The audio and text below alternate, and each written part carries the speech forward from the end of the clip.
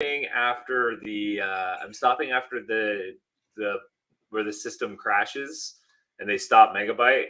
I'm gonna stop after I fully finish the episode because the Damon run, it didn't have the same charm as the original series did. It was good, but it wasn't great. It didn't to me. I felt like they actually ended on a perfect high note with the system crashing, and then they reboot, if you will. And then I don't know what happened. They just decided, oh, we could just continue. We're going to do the Damon run. And it's like, oh, God, no. Why'd you do it? I missed so much of that show. I think I only caught stuff from the first season, and then everything else. I remember Fong is just a head in a jar at one point. That's the last season where he's the head in the jar. Oh, okay, yeah, that was I saw that at my friend's house once upon a time, and I was like, oh, okay, cool. And did you not see when Enzo was all badass? I remember that. I remember he was old, and there was his girlfriend Andrea. Yeah. Yeah, that's it really is a blur.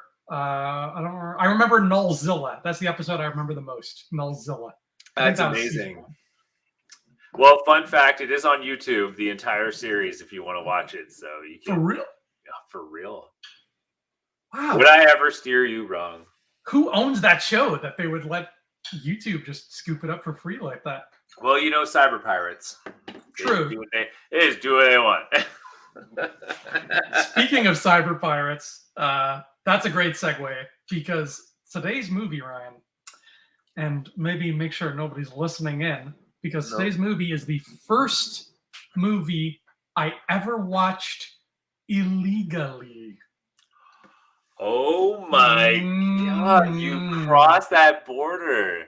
And also for the record too, for our viewers, just so they know, in our college, they would preach you need to support the business, you need to put down the monies on the DVDs, every small gesture helps. And now you're telling me the honest truth that you have broken the faith of our school.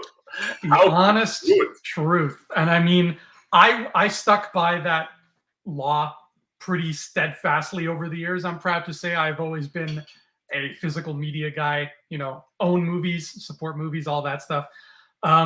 This was somebody else did it, a friend, because it leaked. There was this big thing where the movie leaked online. So a friend of mine got a hold of it, and he was like, hey, come on over. I have X-Men Origins Wolverine. So I was like, oh, okay. So technically I didn't do anything wrong. I just, my eyeballs saw a thing. But I have gone soft. If you saw the sin, you're proud of the sin. Yes. But the statute of limitations, I think we're good. I can't be booked for it anymore. But I have gone softer on that law because of just how awful the world has spiraled in terms of just how capitalism has ruined everything, and the movie studios are no exception to that rule. But that's a podcast of a different color. We are Infinity Rewatch X. I'm Andrew. What's up? I'm Ryan J. Marvel. And this is the show where we talk about Marvel stuff, but particularly because it's X, we're talking about the X-Men movies, and we're going through them chronologically, and oh boy. Or not chronologically, sorry, release order. And we have arrived at the one that everybody was looking forward to the most, right? You were just like, can we skip everything else and just watch X-Men Origins Wolverine 13 times? Oh, God, no. No, I would never say. I actually distinctly remember when we did this, that after getting out of X2, we're in for a rough ride for a little while until things get better. It's uphill from here, though. Is it? Because don't we have... When's the Japan one? Wolverine in Japan. I really like the Japan one. Do you actually? Yeah, I do. Oh, it's there. We'll get to that when we get to it. But yeah, I have a love for the Japan one. Like that one, I'm totally on board with. But I do have a little bit of show and tell. Oh shit! To start us off. So I don't know if you remember, Ryan. You remember the late great HMV? Yes, love late great HMV. They used to do this thing where you would buy, I think, you could get like a DVD for regular price, or you could buy like 3 for 20 or 2 for 15, right? They would always have those deals. So I would always end up being like, oh, there's 2 movies I really want, but they throw in a third for 20. So I would always end up with a third movie that I would normally not want to buy. So that's why I own X-Men Origins Wolverine on DVD right here. But I just wanted to show it off because it comes with 2 things inside of it, 2 little flyers inside of it that are just so hilarious. I have to show them off because they might be my favorite part of this DVD. They come with a flyer for Marvel Ultimate Alliance 2, but if that doesn't float your boat, they come with free cheese sticks from a large online order at Papa John's Pizza. Amazing. Have you been tempted to still try to trade it in today and see if the coupon still works? Let's see. Offers expire February 28th, 2010. So I think those cheese sticks are a little bit stale. Yeah. Ultimate Alliance 2, though, that's actually kind of funny because Marvel Ultimate Alliance was a fantastic game, kind of a unique one of its kind, because it was at the rise of X-Men Legends, where we got the kind of Diablo-style action RPG with X-Men characters. And then just when you thought it couldn't get better, because like normally X-Men games dominated back in the day, like X-Men was just like your launch pad to get into Marvel. So naturally, a lot of games featured X-Men characters, primarily Wolverine for that matter. But the fun fact behind Ultimate Alliance 2 was they decided this time around, like, yo, X-Men Legends was great. Legends 2 was even better. Let's really open up the roster. And they did Ultimate Alliance. And that was the first time where we had actually like a giant roster of all sorts of characters. And to be fair, the cutscenes were so amazing, but they did such great storytelling that it kind of did a soft revival of Captain America, because when you see him in this game, he's a boss. Like he's barking orders at Wolverine, Thor, and Spider-Man. He's fighting off Doombots, and he's just tearing them up. And he looks boss man, like he's crushing it. And I think for the video game comic nerds, like it was kind of this moment of like, yo, Captain America's pretty cool. And then they kind of started that soft launch to get back into the market. So Ultimate Alliance 2 comes out and everyone's like, oh my God, like let's do this. Let's go. This is going to be amazing. But the game came out with so many glitches and issues that it actually hurt the game's reviews until they patched it. It was kind of one of the early games where they fixed it and it was amazing only after fixing it like a year later. That's a shame, because I'm sure it's a great game, right? I'm sure they didn't go take a step back with part 2, even though a lot of games tend to do that. I'm sure that wasn't the case. They did, and I'll kind of summarize the thoughts here, but they did actually a really cool idea where they incorporated the ever popular Civil War story. And the narrative focuses on you choosing character sides. That's why Spider-Man and Wolverine look like they're fighting. Yes. Okay. Yeah. So there's like dialogue scenes, and based on what choices you make determines the side you're on, whether you're on the mutant registration side or the non-mutant registration side. That's neat. Yeah, I never got to play that one. And in fact, sad story, literally after our last podcast, it put me in the mood to play X-Men Legends. So I was like, let me go put in X-Men Legends for the first time in like 20 years. But it's one of those OG Xbox games that is not backwards compatible. Like the 360 doesn't read it. So I was like, and I can't find my OG Xbox. So wait, but you still have the 360 though too, don't you? Yeah, that's where I tried to play it, but the 360 doesn't recognize it. Wait, which game is this again? This is the X-Men Legends. Legends. Oh yeah, Legends. I think there's a way you could do it. You probably could play it on PC if you have a somewhat decent PC. I have a 14-year-old Mac desktop, so I don't think we're rolling in 2 different crowds there.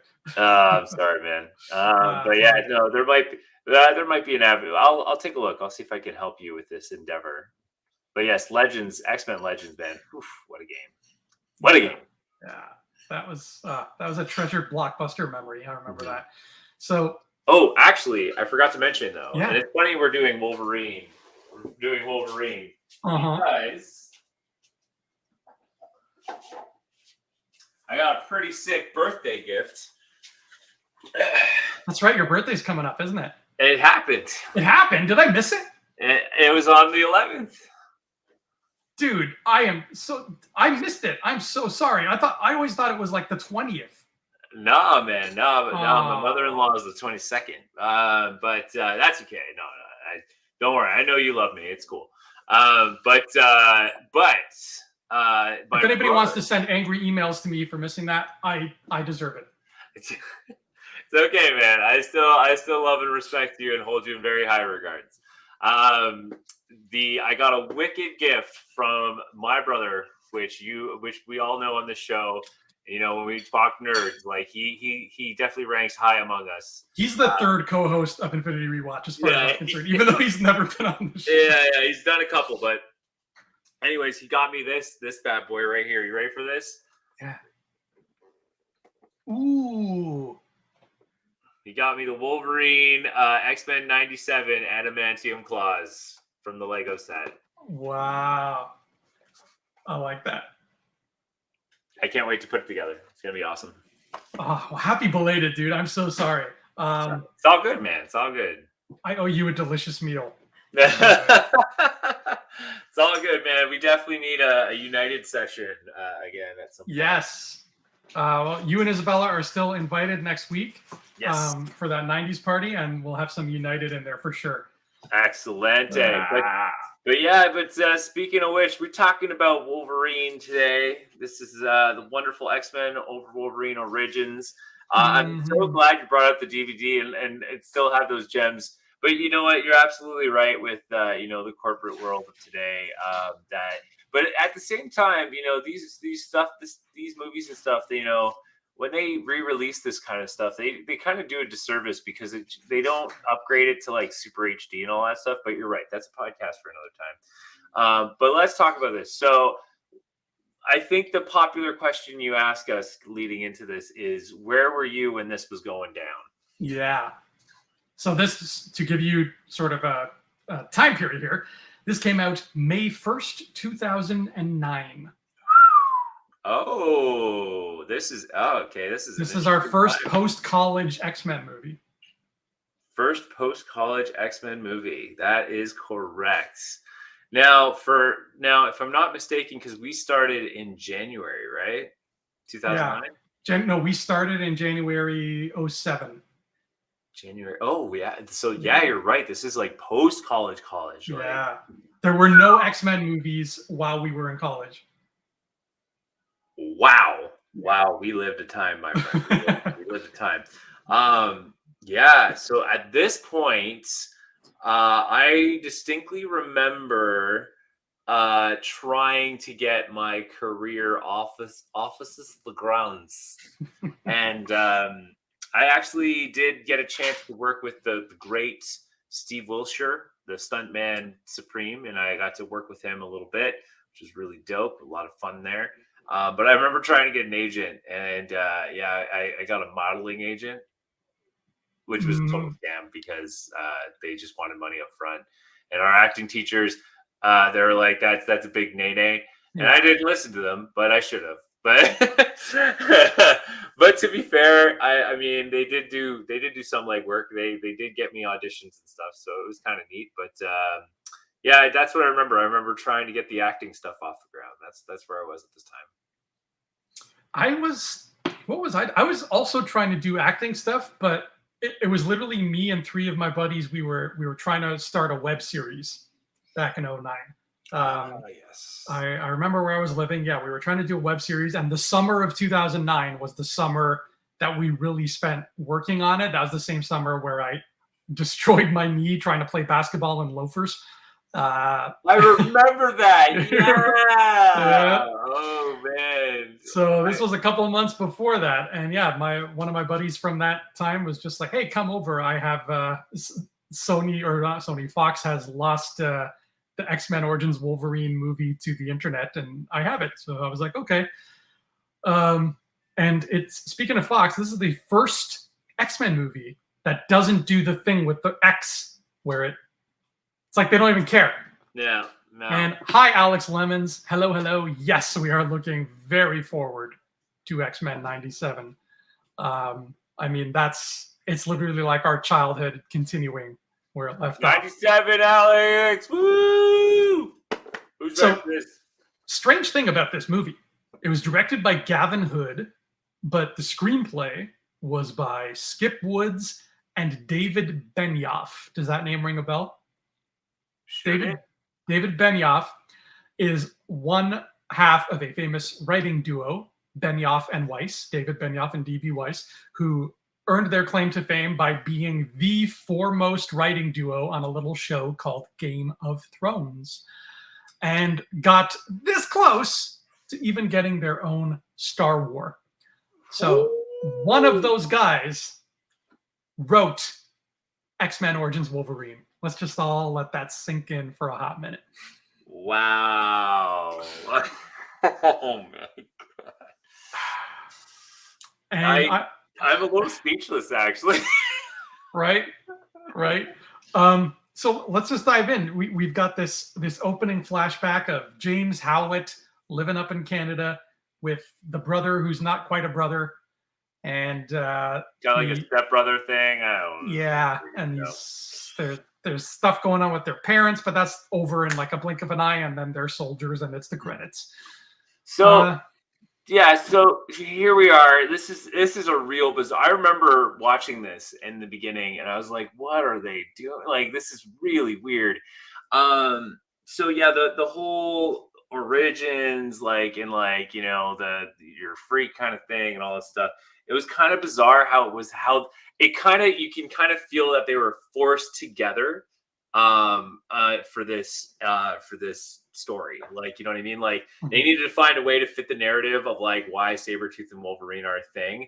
And again, why follow the comic books who have clearly established what would be a great story to do, which is kick it off as the Weapon X team and do like the cartoon did it in one episode. It was so good. It was so good. There's a great scene where you see Sabretooth and Wolverine in the jungle with their like stealth suits, and they're doing all this like stuff together, and they're all like, "Hoorah! Yeah, we're the best GI Joes." And then like Sabretooth like abandons people, and then you slowly see him slowly see then Wolverine and Sabretooth fall apart, because clearly Sabretooth's all about just like getting the job done. Wolverine's about protecting peeps. Yeah, so it was kind of weird to shove them together. I did make a note though that I thought it was cool that they did do the war montage, because like as comic book fans know, Wolverine's been around a long, long time, to a point where they even have him. They even have him in World War II, where he meets Captain America. So had this movie been made at a different time, it would have been really cool to have that kind of cameo moment. Oh yeah. But if you're looking for a small little teaser moment, they do it in Avengers: Earth's Mightiest Heroes, the cartoon, where Cap's in World War II, and Cap shouting out orders like, "We need that tower taken out." And then you see Wolverine with the helmet. He's like, "I'm working on it, bub." So it's like, it's a really cool moment that I really wish happened in the movie. But it was nice to see this kind of war montage. But I will say too, leading up to this movie, because this was at the time, the Wizard magazine and all, like just the nerd press around this was really big deal. But they had quite the unique roster of characters in this one. So random, right? Like, yeah, really out of left field. But some really interesting characters that were deep lore based characters in the movie. So and even from like the comics. So it was really interesting to see that. But yeah, the kind of opening sequence was weird to shove them together like that. I remember you and I were going to get into this, and we can get into it a little bit later. But Liev Schreiber was playing Sabretooth. I actually love him as Sabretooth. I think they did a good job of making him really menacing in this, and kind of have this. I mean, they went a little over the top with him running like doing the Beast Run thing. It was cool, a cool idea. I think if he did it once, it was great, but it kind of became Why Is the Rum Gone, where he did it like 1,000 times. Yeah, and Alex, I'm seeing the comments here. Yeah, I actually really like Liev Schreiber as Sabretooth. He deserved to be in a better film. I wouldn't be surprised if we're going to see him again. I'm curious to hear Fantasia's thoughts on Sabretooth myself. But this was the big deal. Was Ryan Reynolds was being pushed to be Deadpool. A lot of people thought he would make a great Deadpool, and he did it, and he slayed it. And this was the movie that created the movement of Ryan Reynolds being the definitive Deadpool. Yeah, and the only truly Canadian in the Weapon X cast there. Yes. So it's nice. We got one. We got one in there. We snuck one past the guards. I mean, Sabretooth, like I have some pretty extensive thoughts and feelings about Sabretooth, but I'll say this. Schreiber, I think, is a very good actor. And if you close your eyes and listen to his voice in this film, it sounds like the way he sounds in the cartoon. Oh, yeah. So, points there. Now, with that being said, a big majority of my beef with this movie is I will never forgive it for how it decided to portray Sabretooth. Like, and a lot of that comes down to I don't know who made the choice. I have her name written here because I need to talk at her at least once before this episode is over, and that's costume designer Louise Miggenbach. Okay, Louise, you and I need to have a chat.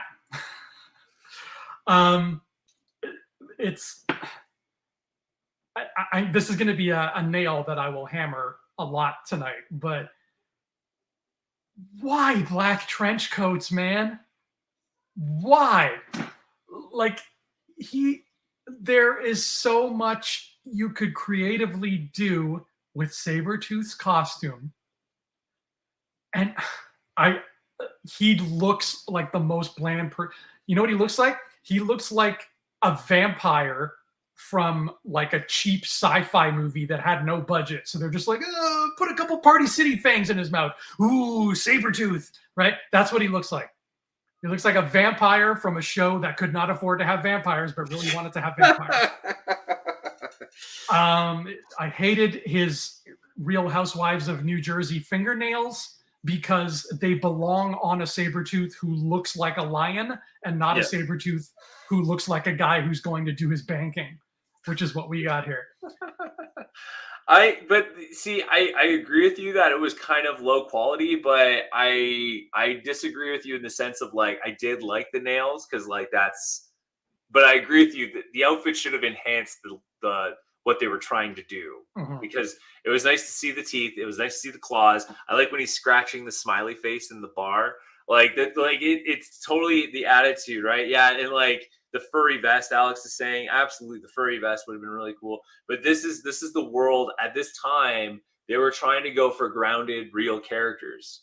Yeah. I don't know why they feel like they needed to do that because it's the story that makes them grounded and real.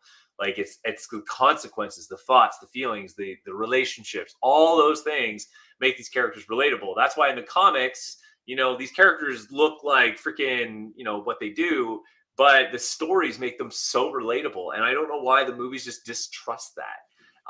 And you're right. Like they could have made him like a more of a lumberjack looking, you know, fur like around the neck kind of thing. Like a really kind of woodsman kind of like look as opposed to this like, you know, city slicker vampire look. So yeah, 100%. I totally agree with you on that. But I like how you said though, if you close your eyes, you hear the Sabretooth, like you hear it. Yes. Like the little laugh he does when you hear him do it, it's so creepy. But I even went as far as saying, and this takes me back to like the notes in terms of our progress here.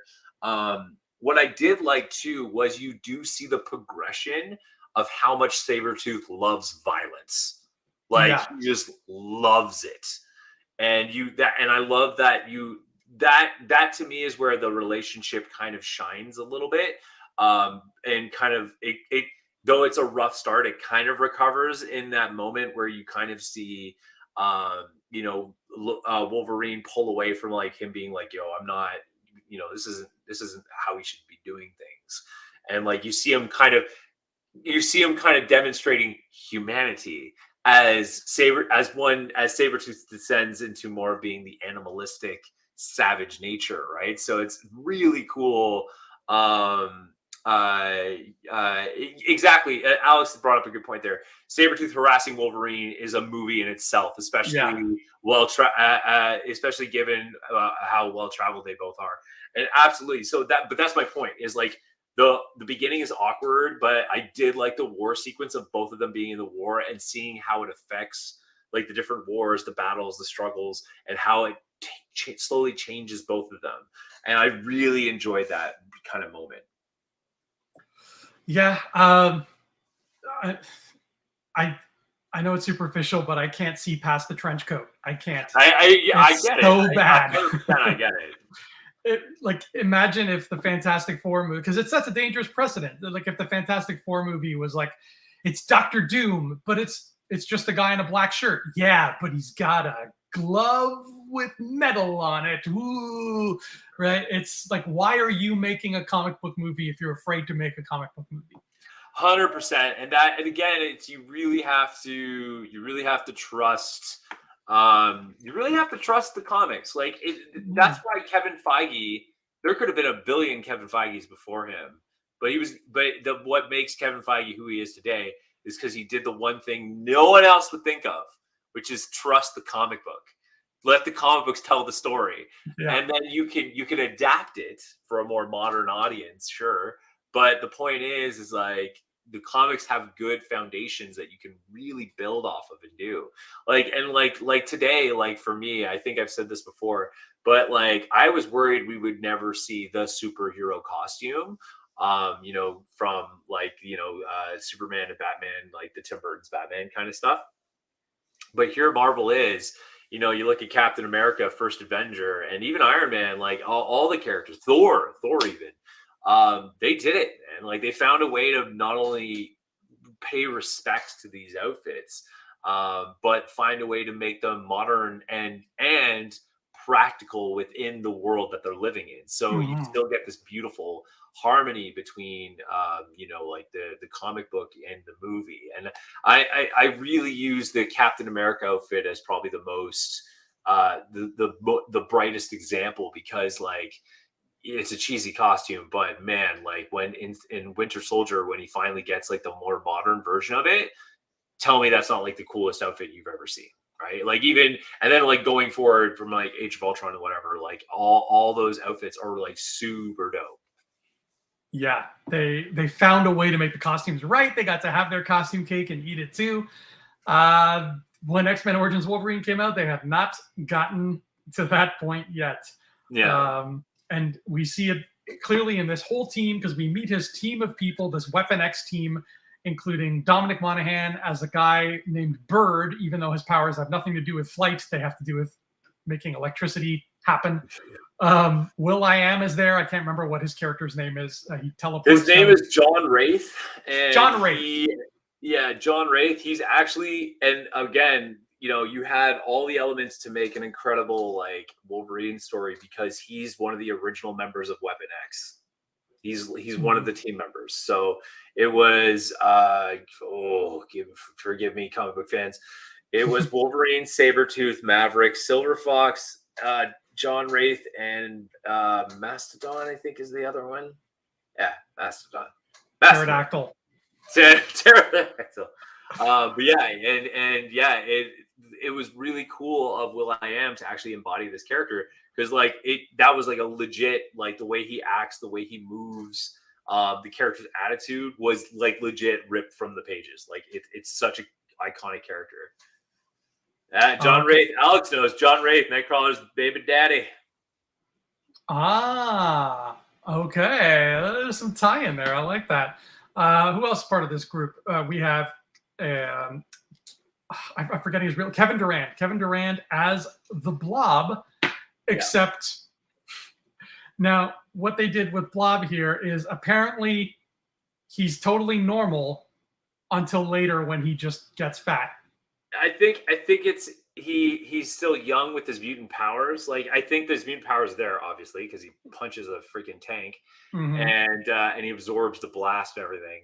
I think what happens is I think John Wraith explains it. He develops an eating habit.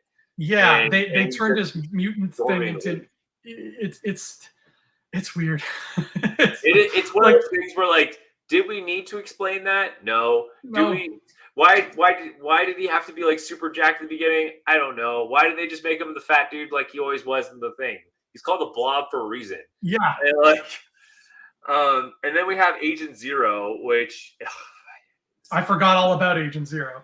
That's how big an impact he left on me. And I mean, I like the actor who plays him. I think he's a great actor. Yeah, he is. But Agent Zero, what a weird. He is what I would say the 2000s action hero character in this movie. Like, and think of any action movie in the 2000s, and think about all the movements that they do and all this John Woo stuff. He is literally the embodiment. His character is the embodiment of that. Yeah. Mm-hmm. And then last but not least, Ryan Reynolds as Deadpool, or not quite Deadpool yet, but just Wade Wilson, just a guy who talks and has a sword. Yeah. And is supernaturally gifted with said sword. So they do this mission in Lagos, Nigeria. Yes. And then at the end of the mission, I thought it was kind of interesting because Sabretooth says to Logan, because Logan's like, I'm done. And Sabretooth says to him, you can't just walk away. Like, we need you. Except the thing is, yes, he absolutely can walk away. And here's why. As far as I remember, watching through that whole scene, from them sneaking in to them getting out and, all that, Wolverine didn't do a damn thing the whole time. He was completely not needed on this venture. And the second, I guess, he clues in and is like, hey, you don't need me. And also, I don't like you. I'm going to walk away. Sabretooth's like, no, you're important. We need your musk. I'm like, it's funny. Yeah. Like I even Isabella was like, when she found out when I was watching, she's like, oh, you're watching this. And then like, she had to jump in with me because like, it's just such a ridiculous movie.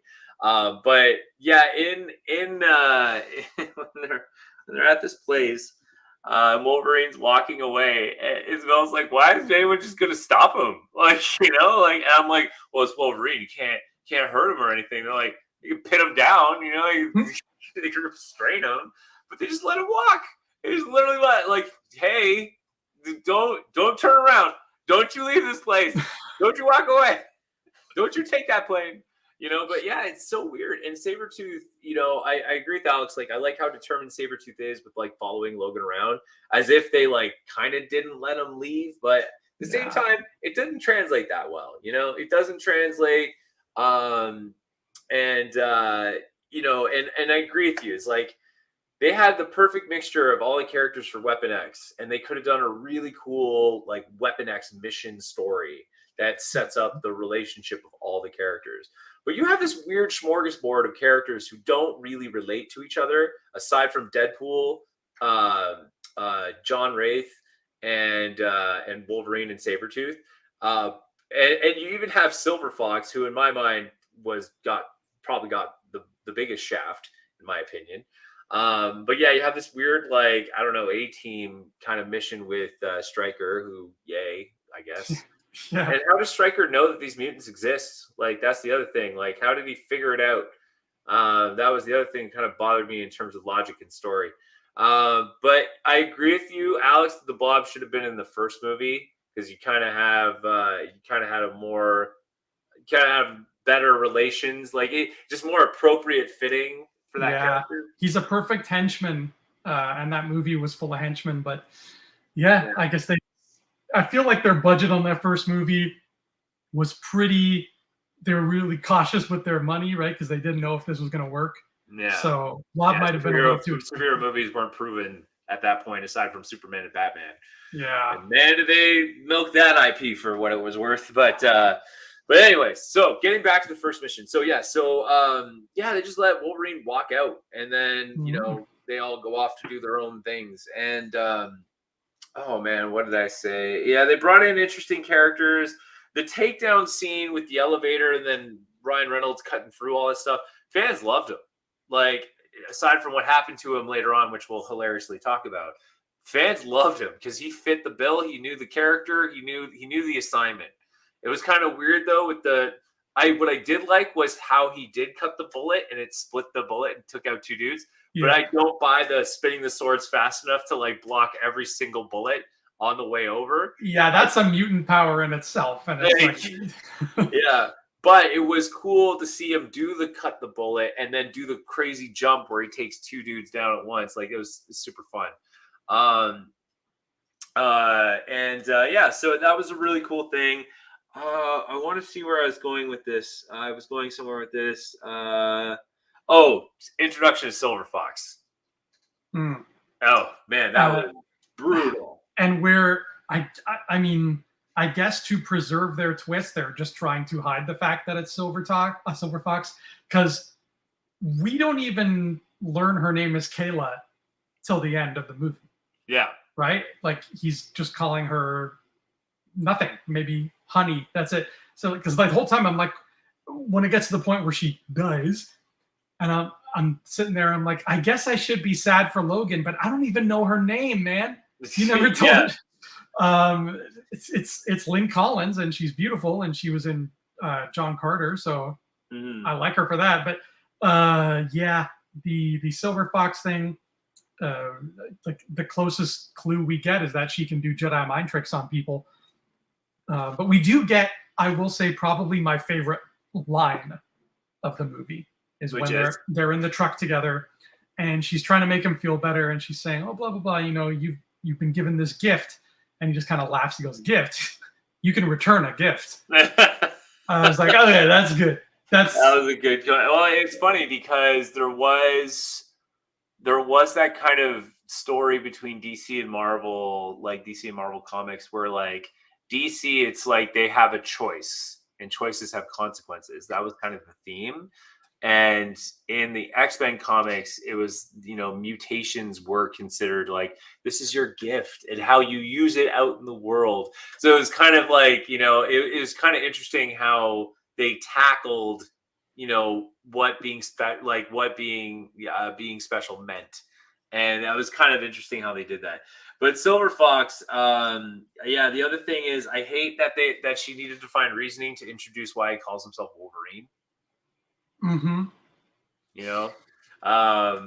Whereas just like he's just an animal. Like that's, he's Wolverine. I don't need the story about the gods and like there's a trickster and like, it was really odd. But I love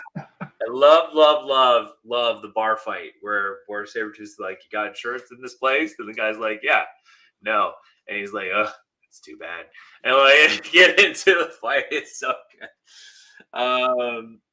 But okay, so here's another fun little plot twist that happens. So of course, this killing happens. Wolverine goes on a revenge path. We all love revenge stories. If done right, revenge stories are always the most fun. Oh yeah. Stryker catches up with Wolverine. Oh man, Stryker catches up with Wolverine, and he tells him, he's like, "Yo, we caught Sabretooth and we put him in jail," and he says something along the lines of, how did I say it? Stryker says he didn't know Sabretooth was out killing people, out killing the team, right? And then shortly after he says, "But hey, or he said, hey, but we contained him, but then he got out." Mm-hmm. So somewhere in your story, Stryker, I'm not following here. You're telling me you didn't know it was him. Then you're telling me that you captured him and he got out. Is there not some sort of red flag when someone gets out of a prison? I distinctly remember this too. He says when they captured him that he said he was going to get revenge on everybody and he broke out. And somewhere in the red flag there's a red flag. When someone breaks out of prison and says they're going to get revenge on everybody. Yeah. To tell you that he's going to be out killing everybody. And did I miss it? Like, did they say why Sabretooth kills the other team members? Like, why does he kill Bird? Is it just like he's bad? Yeah. Alex, I'm not even going to, first of all, Alex, I'm not even going to I'm not even going to add commentary to couldn't keep his story straight. No, that was just terrible writing. There's a way to there's a way to do a character not keeping his story straight, but there's no way. there's that, and then there's bad writing. They should have had Stryker do the thing from Spaceballs where he goes, "Would I lie?" But I hope the MCU version of X-Men will have a more Weapon X base, Alex. I will tell you that for sure. Mm-hmm. But yeah, so in answer to your question, Fantasia,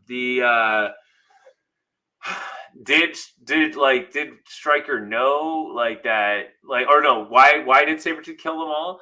It's because Stryker wanted them all dead. That's okay. Why. And he wanted them all dead because to protect the secret. Okay. But he doesn't want Wolverine dead, but he wants to use him and then erase his memory so he doesn't have to worry about the secret. And it becomes a weapon, and he could just point the weapon where he needs him to go. Got it. Okay. But of course, this goes horribly wrong, and Wolverine ends up naked, running around. Well, after his Weapon X thing, anyway, which we've seen a million times. So, like, I don't know if we even need to go over it, but it's the Weapon X story, right? Like, do you have anything to add to it? Because this is like the 9th time we've seen him getting his adamantium. I don't know if you remember. Growing up, they always used to talk about how Wolverine's past was shrouded in mystery. Yeah. You remember? Like, that was a big thing. Like, every superhero had their origin story, and then when it got to Wolverine, it was like, ooh, it's a mystery. We don't know. But I feel like I have never seen a person's origin story more than Wolverine at this point. So the whole thing is what we know it to be. He lies on the slab. He gets his medal. I didn't like it that he lied on the slab. Like, I liked in the comics and the cartoon where it was like a tube that he was like dropped in, and then they like do the whole thing, and then he claws his way out, which is really dope. I will say that Hugh Jackman clearly got the berserk thing down. Like, it's just screams and yells, and you see all the veins and everything. Like, his I see why he got the role, because no one could, or at the time, as far as we know, no one could physically embody a character like that, like he does, right?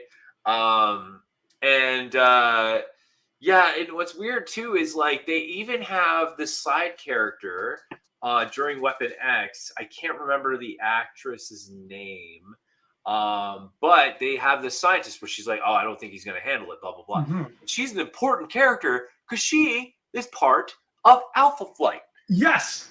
Yeah. I remember her from the episode because I'm watching this and I'm like, why do I feel like I should know who that is? Yeah. And it's not because of this movie. It's because I'm remembering the Alpha Flight story where she's like the one that is kind to him in the lab. Yeah. 100%. And her husband is the leader of Alpha Flight. He's Vindicator. Also known as something else in the comics, but they changed his name for some sort of legal purposes. I can't remember. But anyway, my point is, so they have, and they even have Dr. Cornelius. So who is like, he's the guy who who adapts the adamantium process and like figures it out, right? Mm-hmm. Because the father who comes up with it, or the person who comes up with it, is Yuriko's father, who comes up with the idea of the adamantium process infusing.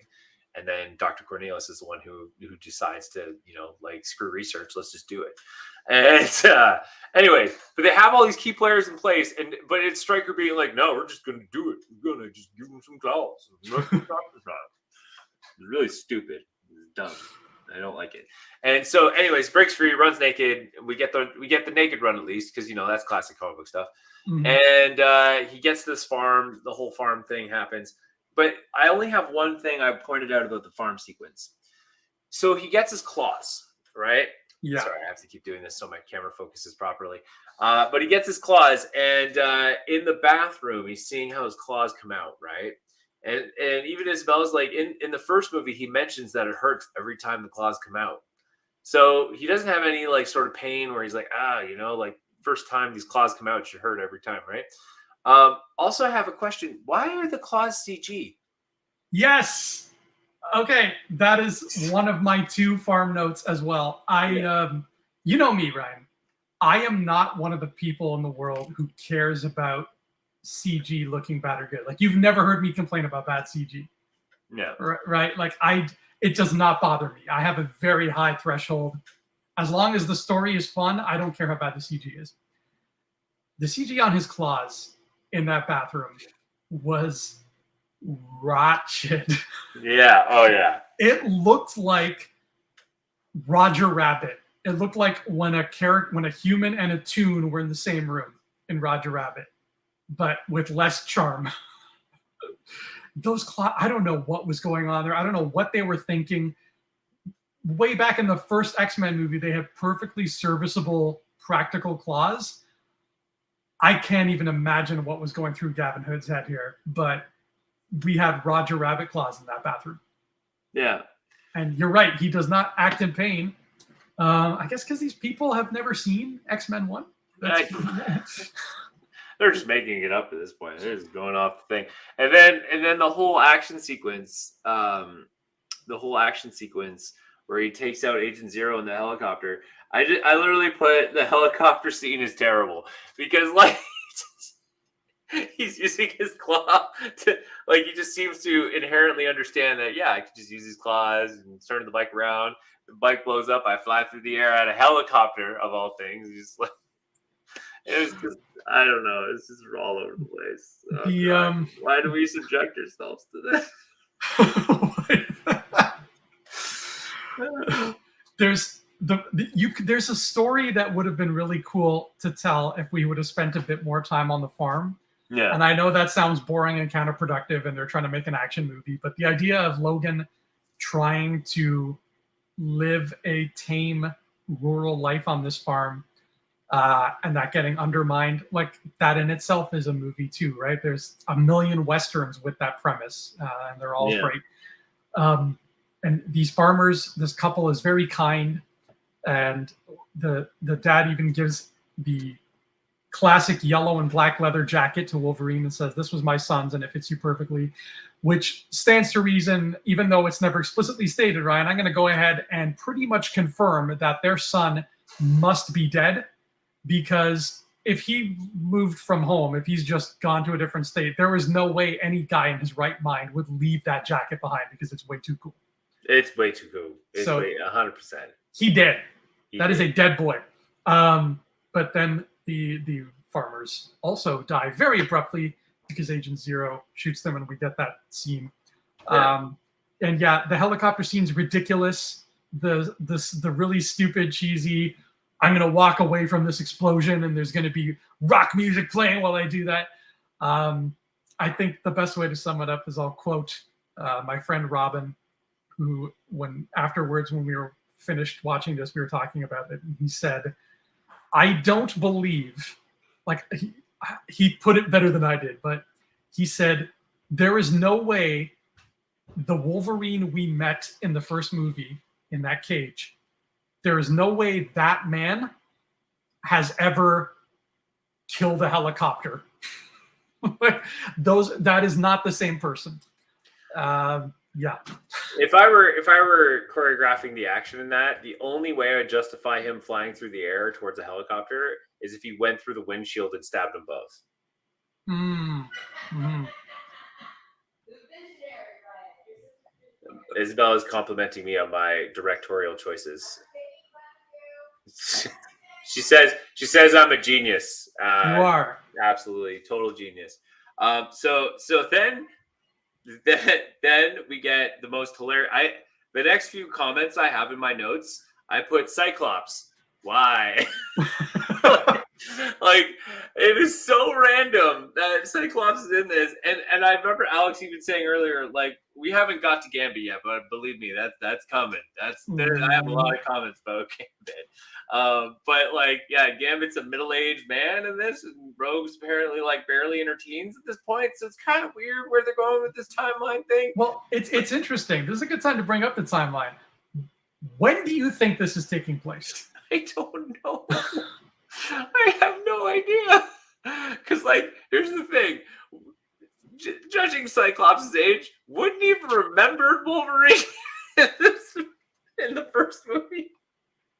I mean, I think he only sees him for like half a second. Because otherwise, yeah, that would be redonkulous. But Cyclops is like 15 tops. Yeah. And in the movies, he's probably at the youngest, late 20s. Yeah, like 27 tops. Yeah. So and Alex says, I thought this was the 1960s and 70s. Did you see the technology in this movie? Yeah, not with those vehicles, my friend. There is nothing 70s about this. This just looks like the year it came out. It looks like 2009. I would argue that if X-Men were the 2000s, then this movie is the 90s. It has to. It's the only explanation. It would make sense, except for how Cyclops looks. I don't know what to tell you. I don't know what to tell you. I know. And we don't know. I mean, and why is he even in the movie? Why is he even in the movie? He doesn't drive the story at all. I'm going to make us try to do some math, so forgive me. But, okay, if we say the first movie is the year 2000, yeah, because that's when it came out, we have a Cyclops here who is easily a decade younger, if not more. We have a Professor X who is easily a decade younger and also not in a wheelchair. And we know when man, that was awkward. We'll get to that. Yeah, when he visited Jean, he was also, like, for the first time when he meets Jean Grey, he's also not in a wheelchair. So I don't know how he became disabled in this universe. That's never something that's really brought up. We are, I believe, led to be, like, this movie is trying to tell us that it's happening. It's got to be 1988, maybe 90 at the most. Yeah. Yeah, I don't know, man. It's I think we're putting more thought into it now than Gavin. Yeah, we probably should stop there. But anyway, so then you see, this is where we get the story of Sabretooth, like, working for Stryker and like taking all the genetics of mutants and capturing them, which I thought was weird. And I'm like, okay, I'm just gonna, at this point, we're way past reasoning here, so we're just gonna go with the flow. We're gonna go with the ride. Then comes the Blob scene. Or we see John Wraith, and again, John Wraith actually is probably one of the more redeeming. Funny enough that it's Will.i.am, but he's actually probably one of the more redeeming characters in this. Oh, he's a highlight. He made me smile every time he's around. Yeah, he's a fun character to watch. The Blob scene. I guess that's why they made him thin in the first part, because, like, for the fans in the back of the theater. Sorry, for the people in the back of the theater, they're like, okay, let's start him thin, because then when we introduce him as the Blob later, he needs to be super fat, which is just so terrible. Because his mutation is being large, right? Yeah. So I don't know. Okay. Anyways, we'll just keep going. So that scene's just fun. I don't know. I had a good laugh with it. It's fun. Alex, you were saying that I think they could have salvaged Sabretooth a little bit by having him experimented on and mutated into bulk yourself in comics.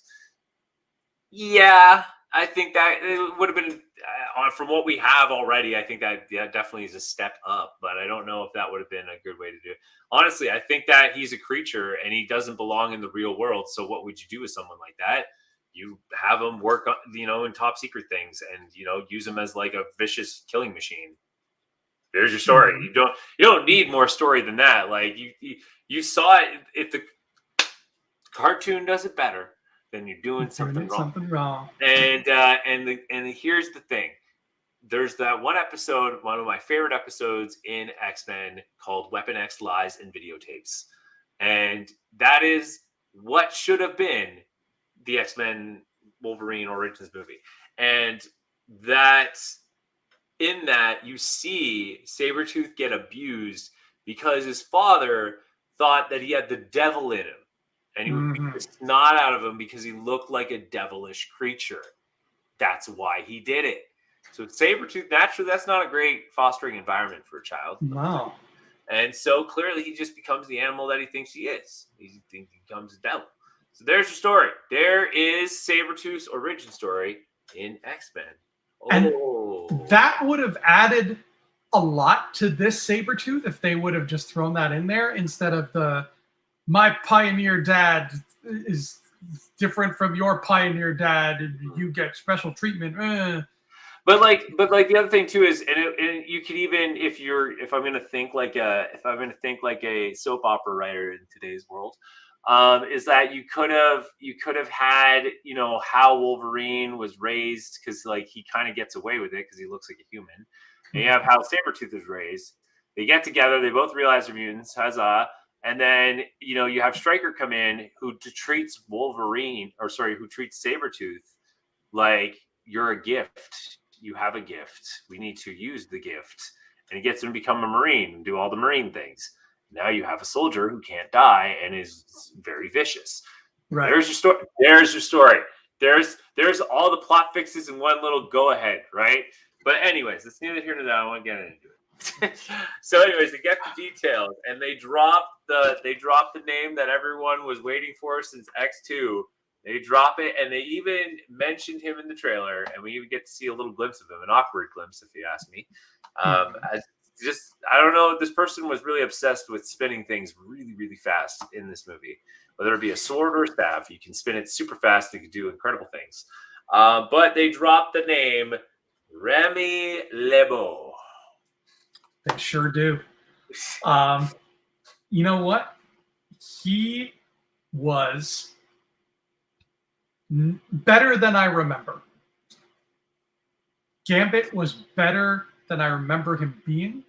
Yeah. I honestly, because I can't remember the last time I watched this, I did not remember him flying Wolverine to Alkali or wherever they went. Oh, I remember. I thought it was just Bourbon Street, and then you never see him again. Yeah. Yeah. He did have the accent, Alex, but it came and went. That's the thing. The accent came and went. Yeah. When they were playing cards, it was at its strongest, and I liked it. It had that affect that we know. A couple other things about him came and went, and we'll get to that later. But Ryan, how was Gambit for you? So of course, naturally, me growing up at this time, I loved Gambit. Gambit's such a fun character, and the cartoon actor just nailed it. Like, I don't know where they found that guy, but man, did he kill like Gambit. Like, if you were to read how Gambit should talk, because like Marvel, what they do in the comics is when a character has an accent, they change the font of the dialogue. Oh, cool. So you tend to kind of read it a little bit differently to make it kind of sound different. Mm-hmm. But Gambit, the actor they picked for the cartoon, is just like, he knew the assignment and just like dominated. Like, he's such a fun character. He's like, oh, he's like, sha, like, he just like drop it. I was excited because, if one thing that these X-Men movies had moments in doing was introducing characters at their like best moments. Like Wolverine in the first movie is a perfect example. Cigar carrying, cage fighting guy. Gambit, you would find him in a sleazy bar and he's like doing like crazy. I didn't like the CG card shuffles. I would have loved to have seen him do practical card shuffles just to show how crafty he is. Yes, because again, it's like Deadpool's sword. It's like, okay, it's not his power. Yeah, it's not his power. His power's not making the cards like move at a speed or like float in the air. Mm-hmm. But I would have they could have literally just kept the camera on the table and just shown him doing big card like shuffles. And like, if you watch magicians, they do it. Like, they can do the whole thing. Like, they do some crazy stuff. So that would have been really cool to see. Yeah, but you're right. Like, at the table, his accent was the strongest. Like, his intro is like a good, strong intro. And that actor's not a bad actor. He's a really good actor. I think he suffers from getting good projects with bad writing. And also, yeah, just like, because like in John Carter, again, an incredible story. And he was the right actor for the role. Yeah. They just didn't get it. They just didn't get it right. And he and Lynn Collins were both in that, and they were both spectacular in it. Mm-hmm. And they did something cool with the they did do something I liked with the name Gambit, and it's not that his name was given to him. That's that's just his name. But they did incorporate a cool story. They said the security guards referred to him as Gambit because he would keep stealing their money. Mhm. And then Wolverine has a good reason to be like, I know who you are, Gambit. And then that's why he says it, because it's like, boom, you go to this prison place. So of course, Gambit being all like, oh no, that's not me. You got the wrong guy. But what I didn't like about this, my friend,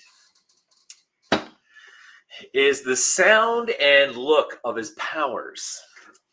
I really liked how his eyes went red. I enjoyed that. I'm like, cool, because obviously you don't want him to have the black and red irises. I get it.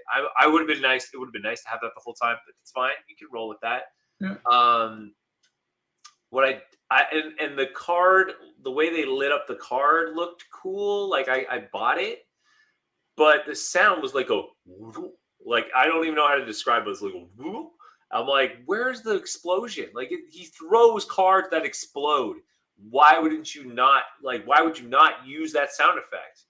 Like that would have been so dope, right? Like you actually hear like a small explosion that he throws. That would sound wicked. That would have been so cool. But it was really, really awkward. Oh my God. I don't even remember the sound effect, so it didn't even leave a memorable mark on me. So they didn't. I don't think they tried very hard when it came to. I can't even describe it. It was it was like a weird noise. Like wow. I don't even know how to describe it. But I will say though, when I remember the big debate of who they were casting for Gambit, and this was also at the time you were big into Lost, and I was. You wanted what's his name? Nicola? Is it Josh Holloway. Was it Josh Holloway? Yeah, the guy who plays Sawyer. Sawyer, yeah. Josh Holloway. He had the look, the build, he even had like a low, raspy voice that you could kind of give a Cajun accent to.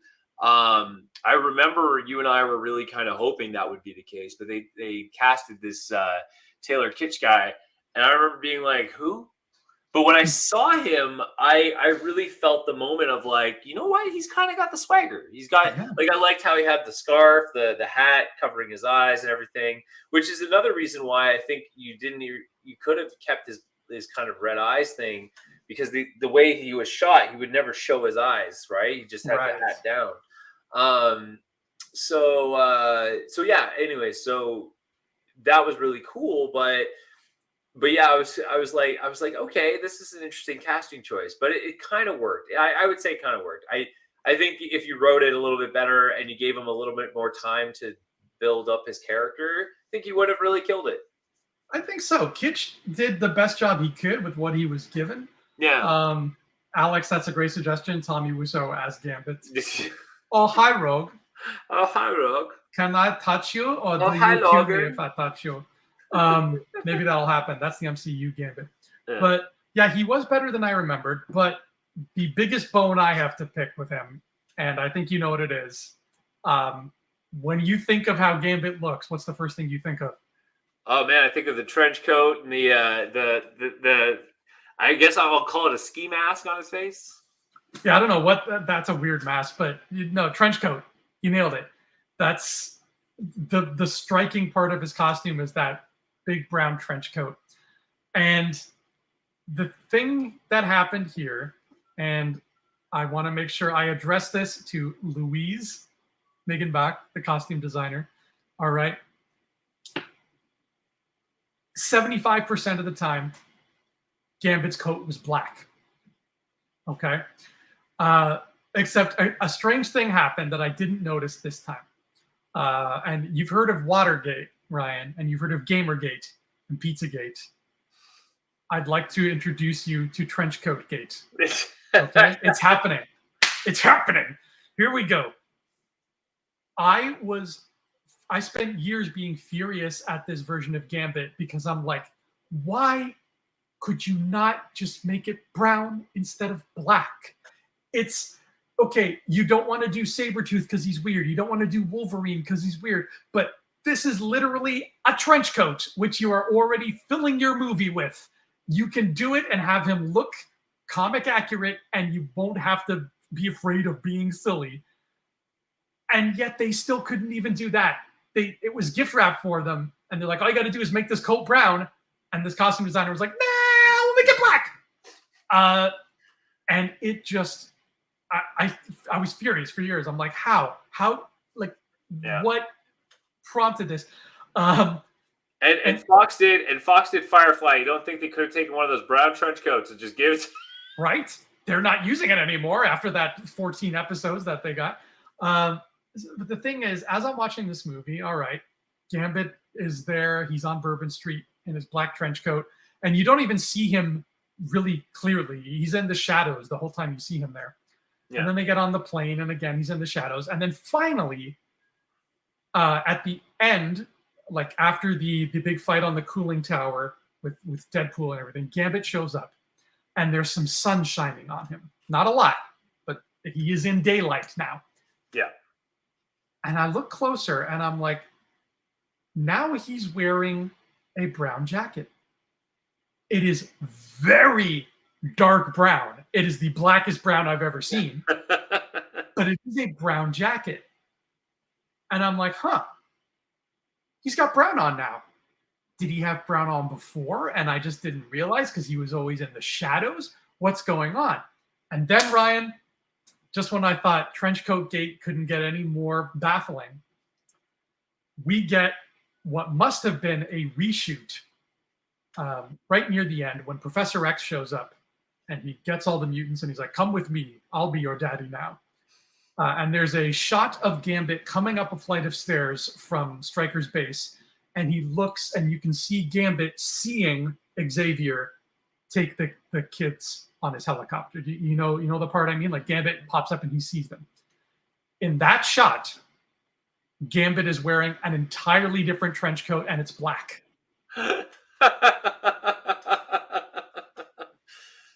Oh, man. You know why it was brown for that one shot? Because of all the debris and stone they were around. Yeah. That's why. They were standing inside a Zack Snyder movie and there was just brown debris everywhere and it got clogged on the coat. So here's what I don't get. So we get the fight in the alley where Wolverine finally catches up with Sabretooth. And they have a great fight there as well. It's a lot of fun. And then Gambit becomes a punching bag, essentially. But here's what I don't get. They come outside. Wolverine comes outside, and he catches Sabretooth. And Gambit comes out of nowhere, and he's like, oh, man. And then Wolverine just elbows him, knocks him out. At what point does Gambit decide, I'm going to get up, climb an entire building, jump off said building, swirl my staff as quickly as possible so I would glide down. And as I'm gliding down, I'm going to slam the staff into the ground and cause a big explosion. If he was like this important person Wolverine needed, to which I'm pretty sure because Gambit throws the card, blows him through the wall, wouldn't you want to run? Like, you clearly had an out after he sees Sabretooth. You could have started running for your life, and you just decide, it's dead. I'm going to climb up this building and get the drop on him, even though they know I'm there. What? I will say one thing. I think they got the relationship between Gambit and Logan right. Yeah. In the cartoons, they have this fun dynamic where they just kind of they fling insults at each other, but you can tell they like and respect each other. Yeah. You know? It's not like the Cyclops Wolverine thing where it's like, you're a dick, blah, blah, blah. Yeah. This plays is more music. Yeah. Yeah, there's a bit more playfulness to the way Gambit and Wolverine interact. And I think they got that. I feel like that's here, especially the way he elbows him there. That felt like an MCU relationship. That felt like Hulk and Thor, like that. Yeah, so I was like, this is good. They got the buddy, the kind of the love-hate buddy relationship with Gambit and Wolverine. They definitely nailed that. Like even in the chopper, they kind of have this nice moment together. Mm-hmm. Even during the fight, Alex is mentioning Wolverine grinding up that ladder like a wood chipper.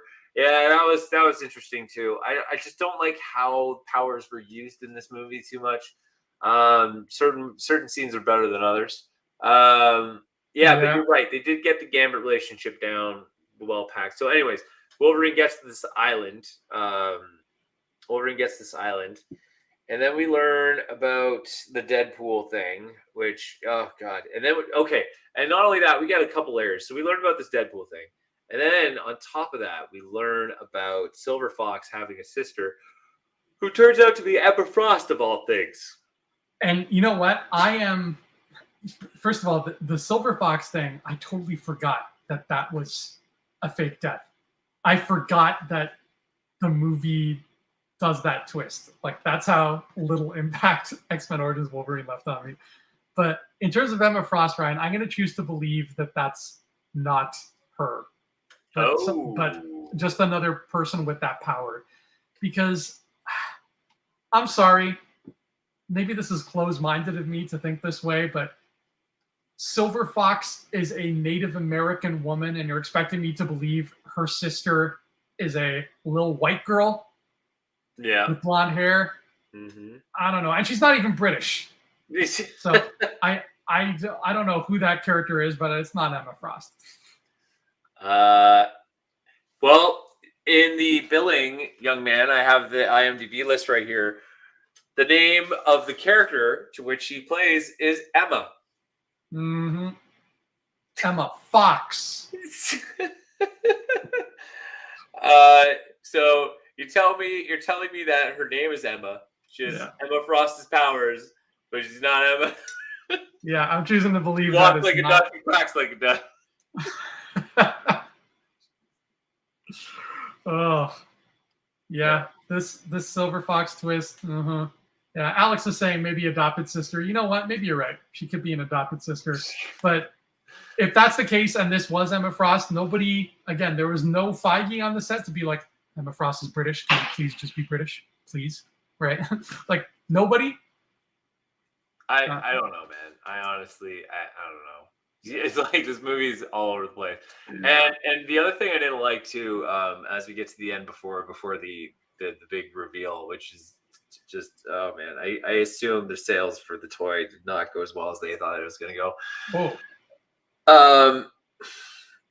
Wolverine seems way too like, yo, Silver Fox, I'm going to help you. Like, the decision for him to help her was like, yeah, I guess I'll help you. Despite you faked the death, you manipulated me this whole time into doing a procedure that would have killed me, and you toyed with my feelings. Don't know if this is true love. And all of a sudden, like, you know, I'm still a good human being, so I'm going to help you. I didn't buy it. Mm-hmm. It's terrible. I guess that's why I didn't remember the Silver Fox thing, because it really just didn't leave any kind of impact. Mm-hmm. Sorry, Isabella is asking me something. Oh, Isabella, I hope you're asking him about Emma Frost. That's she's asking. We're trying to solve. Am I asking? You're saying it's Emma Frost. Yes, there she is. The lovely Marvel cameo moment. X-Men Wolverine Origins. What's your quick summary about this wonderful movie that we watched? Well, where do I begin? What a delightful cinematic experience. I think my favorite moment is his dramatic scream into the sky. No, sorry, my favorite moment. Now I don't know like all of the points here, but one of my favorite moments is when who is his boss, the head of the bad guys? Stryker was like, hey guys, how's it going? We didn't know that your brother was the one doing this, but then he left and told us he was gonna come for us. So we didn't. That was like in the same sentence, which I don't know. I'll leave it there. And that should sum up how she felt about the entire movie. I mean, it was entertaining. There were too many. Although I will say there were too many scenes of Hugh Grant topless. Too many. Hugh Jackman, you mean? Yeah, whatever. Okay. I said it before and I'll say it again. Isabella needs to become a professional movie critic because she would kill it. She would honestly, I feel like I should start a small like short series in our Infinity Rewatch where I'll just get her to like give a quick synopsis of her review. You know, yes, like of what she felt about the movie, because her classic one, the most memorable. If you got to go to our podcast and go all the way back to Iron Man 2, that is the best rant you will ever hear about a movie. It's how she feels about it. Oh man, yeah, dig through the archives for the Iron Man 2 episode. It is worth it. Yeah, so Silver Fox is betraying him for her sister, who is kind of sort of Emma Frost, but not really. And then Deadpool comes out. And like you do, you sew his mouth closed. Because that's the heart and soul of Deadpool, right? Everybody knows you need to stay true to your characters. That's why I'm making a Superman movie where he's not an alien or a superhero, and he doesn't have powers, but he can sometimes save cats. Yep. Yeah. Honestly, I don't know. Oh man, I don't know why they did what they did. Oh my god. Man, it's just I don't even know where to begin. Oh man. Sorry, I'm also trying to think about. Oh, that's her name. Okay. Is really quick to your answer there, Alex Lemon. I would love to see Sydney Sweeney play Emma Frost. I feel like she would do a wicked young Emma Frost.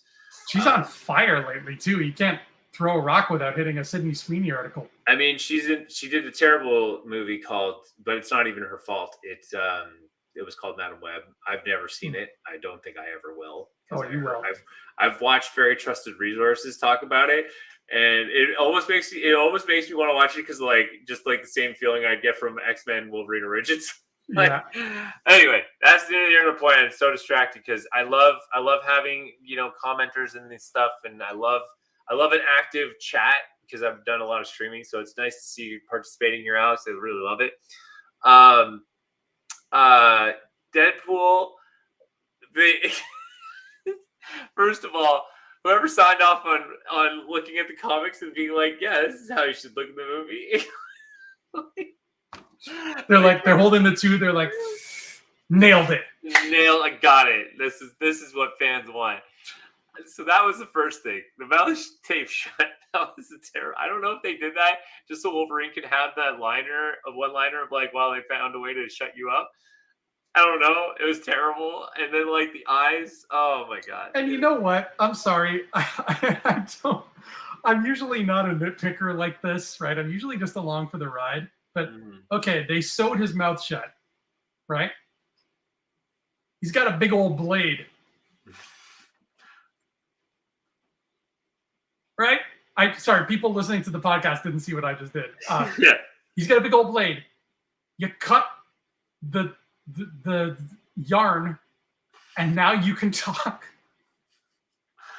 And the measurements of the blade and his arm don't measure up exactly. That's the reason. You're right. This movie's airtight. I apologize. And the movie's airtight.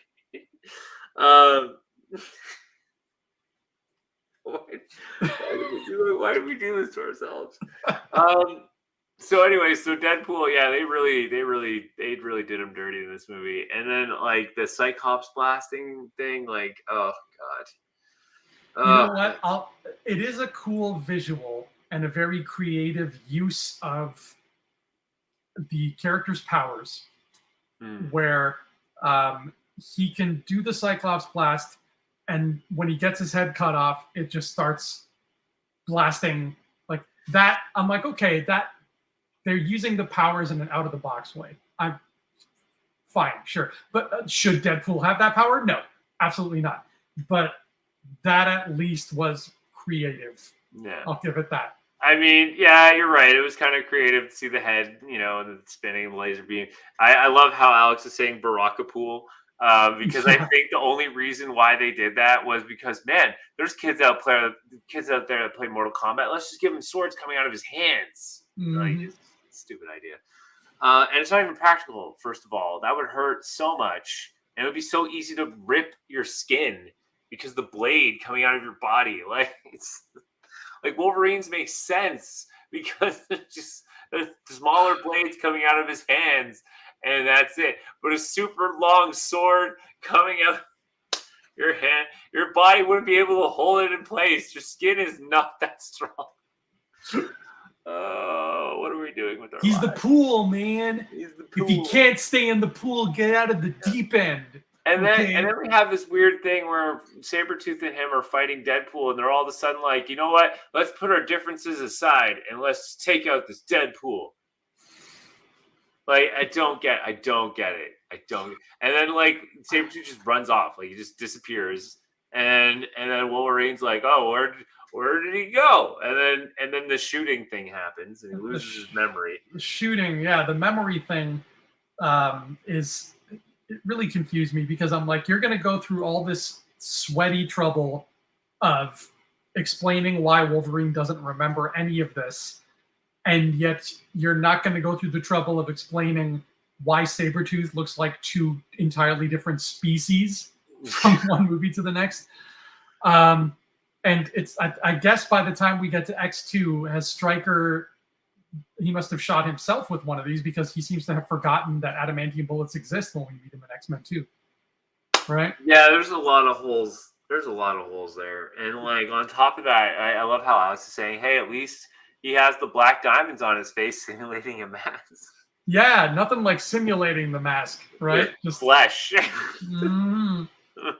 Anyway, so yeah, then Xavier is like reaching out to the kids and like getting them to safety, which also begs the question, you know, was he like using Cerebro and like monitoring this event the whole time? Like, what are the chances that he just so happens to time it so well that he saves the kids? And I don't know who did the makeup for him to try to make him look stupid young. I don't know what happened there, but it looked worse than the X3 one, in my opinion. In the X3 one, he looked younger, and it didn't look nearly as bad as this one. He looked bad. Yeah, the X-Men 3 one was decent considering how old it was and that it was the first time they did it.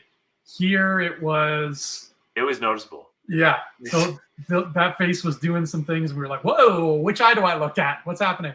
Yeah. Yeah, not very pleasant to look at. And then we wrap up with this very anticlimactic, strange ending.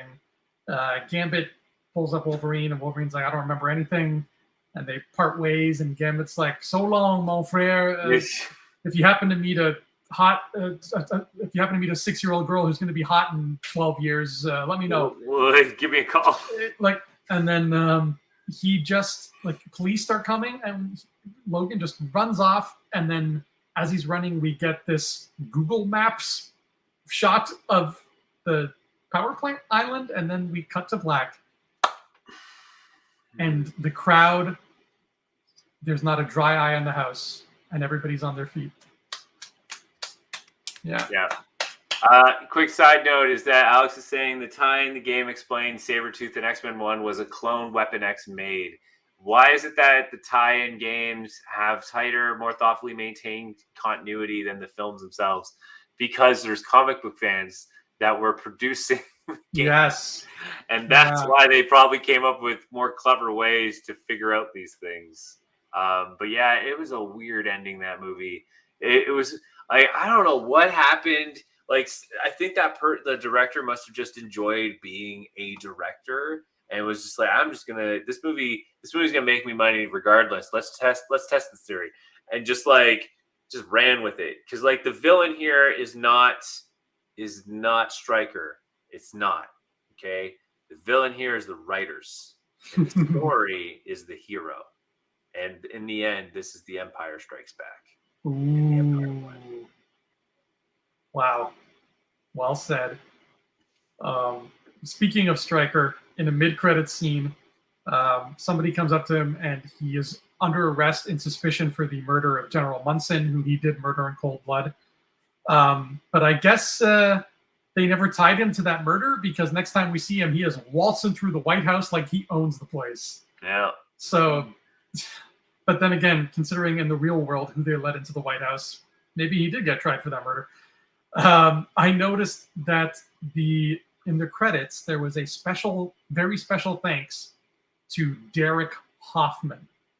And I thought, okay, who's Derek Hoffman? And I looked him up, and he's just a producer. But I thought, imagine being the person who gets very special thanks for X-Men Origins Wolverine. Stryker's the Time Lord, yeah. And then a post-credit scene of just Deadpool being alive and going, which you can't do with your mouth sewn shut. I don't remember that at all. Oh my god. I don't want to go back and watch it though, because I'm sure it's just as terrible as if I were to remember it. Just oh man. But this is like, I don't even know how to begin talking about this, but like essentially it's like, who was it for? Who was this? What was when you were at the table and you're like, we're gonna do this movie, and like Hugh Jackman's in, we got this, and we have this great character. We can really, this character has such depth and story. This is why we're doing this movie, because we want to really dive into this character and really explore their story. And at what point in this conversation did someone go, okay, what are we marketing this towards? Because I'm pretty sure it wasn't for kids. And you probably were like, yeah, we're gonna, run the George Lucas train and make hella dollars on toys and games and stuff. But then you make the movie almost rated R, because like some of the stuff he does is pretty intense, like decapitating people and Sabretooth breaks necks and stuff. So who is this? And then if you're gonna tell me it's for the comic book fans, there is not 1 ounce of like solid comic book storytelling in this, and I mean like solid storytelling. So where did that conversation happen, if it did?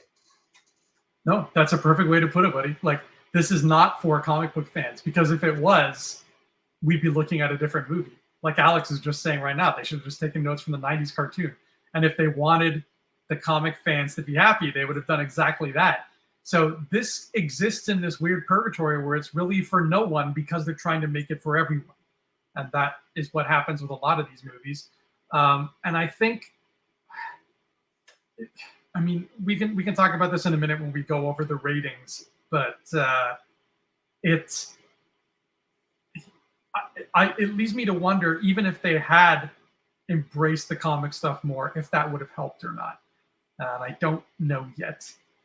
But to give this a claw rating, what are you feeling, Ryan? On a scale of 0 claws to 6 claws, or maybe even X claws, because this really deserves the full bar.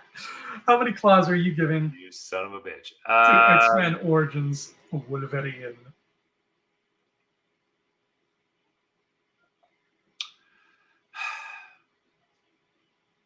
I'm gonna give it like 1 claw. 1 claw. Only because I can see where there were some good ideas, and there were some good actors in it. Like I did love the Weapon X team. Like the cast they picked for the Weapon X team was a fun cast, but it was just the weirdest character choices. Characters were right. I could still take those characters and find better ways to put them in other stuff. But yeah, overall, this story is just weird. There's just so many weird choices. It's like I like Cyclops. Why? Gambit. Why? Like Gambit, I feel like they just flexed and like they could do it. And I know after they were talking about how Channing Tatum was supposed to be like the next Gambit, and it was going to be a big reveal and all that stuff, but that never ended up happening. But yeah, I just give it 1 claw in the sense of like, you had a good idea. You had a good idea in the sense of like, let's do a Wolverine origin story. And you could have, if you did it right and you landed it right, you could have done one for every single character. Like you could have had 9 movies on like X-Men Origins Beast, yes. X-Men Origins Cyclops, X-Men. And that was the plan. Right? Yeah, they were going to go into a Magneto one right after this. Even better, like 100%. I would almost argue X-Men First Class is X-Men Origins Magneto. Yeah, it centers around him pretty much. Anyway, so that's why I give it 1 claw. It's like I see what you were trying to do in terms of like somewhere there was I'm pretty sure it might have been Kevin Feige. I'm pretty sure someone in that room was like, "Yo, like you got X-Men, we have a good franchise going. Let's do a Wolverine story. This man's got like great comic lore. You could have done Wolverine versus the Hulk and done like a whole origin story with that too. Like there's so many cool ideas you could have done. But yeah, you just went the weirdest way. And I don't. In the end, when it came down to execution, someone's like, you know what, we should market this towards kids because we're gonna sell a ton of toys. And it's just like, no. What were you thinking? Like, yeah. Anyways. Oh boy. I'm gonna be a tiny bit more generous than you, but not by much. I'm giving it 1.5 claws. What is it with you in these 0.5s, man? You need to make more, like, you need to say 2 or 1. Like, what is with 0.5? Like, what is 0.5 really going to do for your rating system? With math, somehow, it does something somehow that I'm not smart enough to explain. It does nothing, Jon Snow. It does nothing because all you're doing is just being like, I would have given it 2, but I'm really afraid of, fans reacting negatively to my 2 claws. Like, what are you trying to do? Anyways, justify me, regale me of your 1.5 clause and tell me. I mean, the only good things I really have to say are the small things like Gambit being better than I remember. And I mean, Jackman as Wolverine is always note perfect, right? There is stuff to like about Schreiber's performance as Sabretooth, even though he's performing as Sabretooth in the guise of a cheap vampire on an even cheaper show. And there clearly was a kernel of something to love about Ryan Reynolds as Wade Wilson because that carried on, right? And the first half of the movie, super fun character. Yeah, that is Wade Wilson there at the end of the day. And there's a lot of cool proto, even though MCU existed at this point, there's a lot of cool proto MCU-ish stuff where it really feels like they're trying to tie this X-Men cinematic universe into one cohesive thing. Even like something as small as Stryker looking in that tank and you see his deformed kid with the green and blue eyes. Like that's a moment, that's an MCU pop kind of moment where people are like, oh, there he is, right? And those little things like having Vindicator's wife there as part of the Weapon X program, it shows that somebody's paying attention to the details, which is an MCU thing, right? It's one of the things we love. Somebody is actually paying attention to the details. But that's kind of where the praise has to stop for me, because again, like with everything, like you said perfectly, Ryan, they're doing so many things wrong. They're making so many strange choices. And even if I try to remove myself from that, even if I say, okay, at the bare minimum, if I take away all the inaccuracies to the X-Men lore and, inaccuracies to the comic book stuff in general, if you subtract even all of that, and if this had just been a movie that existed and nobody had heard of any of these characters before, you would still be left with a very bland action movie that has nothing interesting to say, right? There's no moral to this film. All it does is set up this character that we're going to meet later. There's just nothing to give it that sense of like, I learned something from this. This is a little piece of art. It has nothing like that. Because the lesson that Logan learns from Silver Fox about being the monster or not, whatever, we've seen him go through that in X-Men 1 and X-Men 2 already. So he's just learning something that an adamantium bullet is going to make him forget. The story, in my opinion, should have been how much humanity you can take out of a person and how they can still find pockets of humanity wherever they go. That should have been Wolverine's story throughout the entire movie. Especially because Sabretooth was such a big part of it, and that would fit him so well too.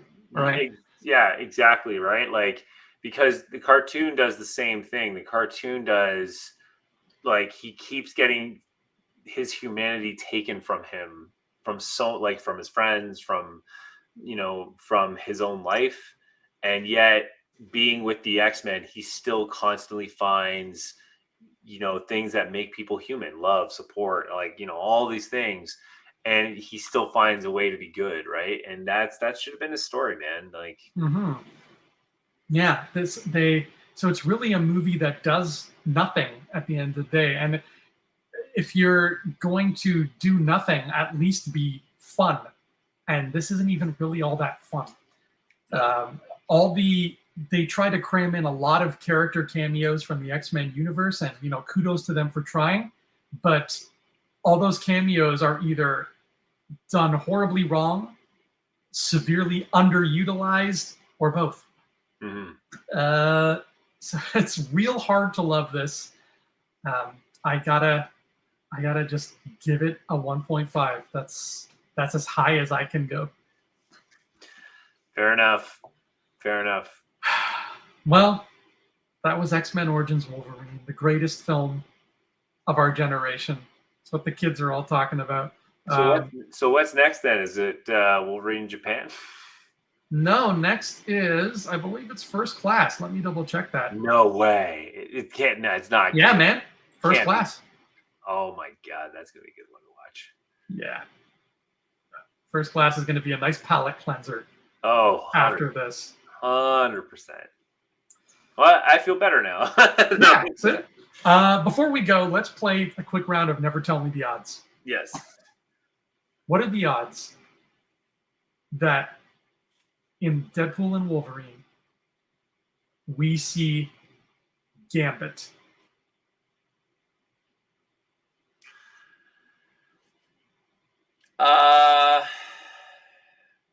There's two ways to answer this question. So I'm gonna do it one of two ways. Actually, I'm gonna do it both ways. What are the odds we're gonna see the MCU's Gambit, like the one that will be forever Gambit? I'm gonna say pretty low. What are the odds we'll see Channing Tatum as a variant Gambit or Taylor Kitsch come back as Gambit?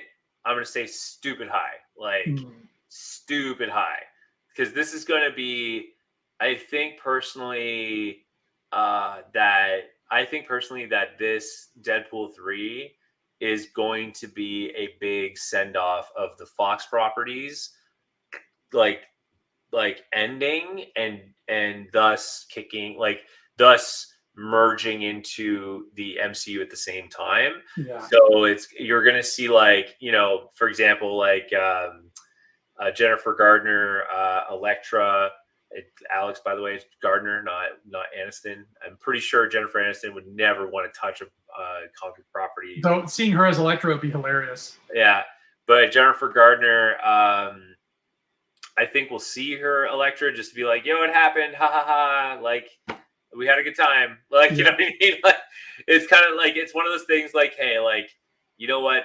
Like, I think the way Kevin Feige looks at it is like, you know what? That was all learning on, that was the journey of understanding how to do comic book movies and how not to do them, and just you gotta acknowledge the stepping stones that got you there. And I think that's what this movie is going to do is at least throw out all these characters that we saw through the Fox properties and have fun with them, but at the same time give them these honest moments of you know what, we made this attempt. And it was still a good attempt nonetheless, and that's why you'll get a character redemption moment or whatever, much like what Deadpool did, where he killed the Wolverine Origins version at the end of Deadpool 2, just to show you yeah, we get you didn't like it, but you know what, it was fun, it was a fun ride, so bang, done. Yeah. So you say stupidly high. What percentage are you giving it? I'm going to say at least 80 to 85% chance of happening. I think I'm there with you too, buddy. I'm thinking between 85 and 90. I'm pretty sure we're going to see Channing.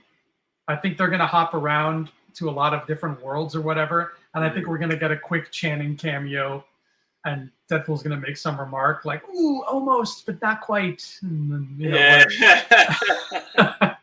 I think so too, and I think it like if we do get Channing Tatum's Gambit, he may like it either may be like kind of like a peacemaker, like John Cena kind of joke where it's like he looks the character, but he doesn't sound or act the character. You know what I mean? Like he doesn't have the accent, that kind of thing. So, and they just mock him for it. Yeah, that seems about right. Yeah. Well, Ryan, where can the people find you when you're not watching X-Men Origins Wolverine? Because I know you watch it. You can find me currently watching the X-Men cartoon. That's for sure. At least, yeah, I have to get back into finishing that. Yeah, so right now you can find me on youtube.com/Expert Zone. Although I haven't been making much videos lately, we do have a video coming down the pipes. Yeah, just support that channel there because it's part of my job. So thank you for that. Yeah, we'll see where the wind takes me next. But that's where you can find me for now. What about you, buddy? Where could the good people find you? You can find me in Canada trying to run from my previous employer, but then getting sucked back into Alkali Lake to do experiments. Otherwise, you can find me on Instagram and Twitter at Andrew Fantasia. And you can find me on my YouTube channel, the Andrew Fantasia YouTube channel, where right now I am just about to wrap up the 2023 Fanny Awards, which are like the Oscars, but better because they're not the Oscars. And it's the best movies of 2023, and I give out individual awards for different categories, and it's lots of fun. Everybody should watch it and then tell all their friends to watch it. But that has been X-Men Origins Wolverine. That has been Infinity Rewatch X, bub. Next time, we got First Class, which is so exciting. It's a redeemer. Yeah, breath of fresh air. So, Ryan, I guess I'll see you in the 60s, buddy. I'll see you there, man. Groovy. But first, we got to go to the 90s, because I think that comes before we do First Class. So we got to go to, we got X-Men 97, where we get to visit the 90s, and then we're going to get to visit the 60s. It's going to be wonderful. Alex, sayonara, my friend. Thank you for joining us. Everybody, thank you for listening. And until next time, please have a marvelous day.